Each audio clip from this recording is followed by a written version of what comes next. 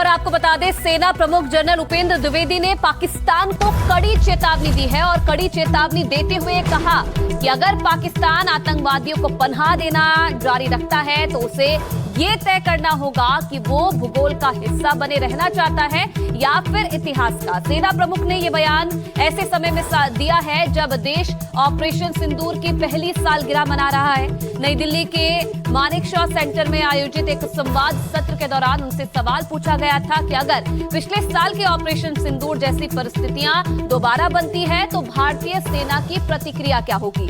इसके जवाब में उन्होंने पाकिस्तान को ये सीधा और कड़ा संदेश दे दिया। I think that's in the domain of classified information. But I think if you have heard me earlier, what I have said that Pakistan, if it continues to harbor terrorists and operate against India, then they have to decide whether they want to be part of the geography or history or not. Thank you.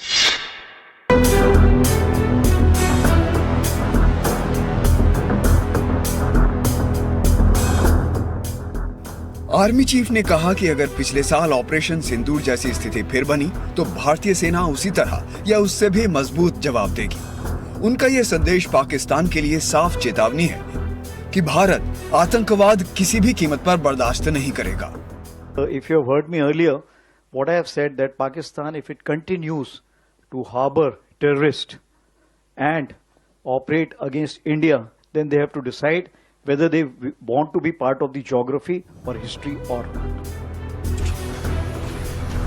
पिछले साल 7 मई को पहलगाम में हुए घातक आतंकी हमले के जवाब में भारत ने ऑपरेशन सिंदूर शुरू किया था।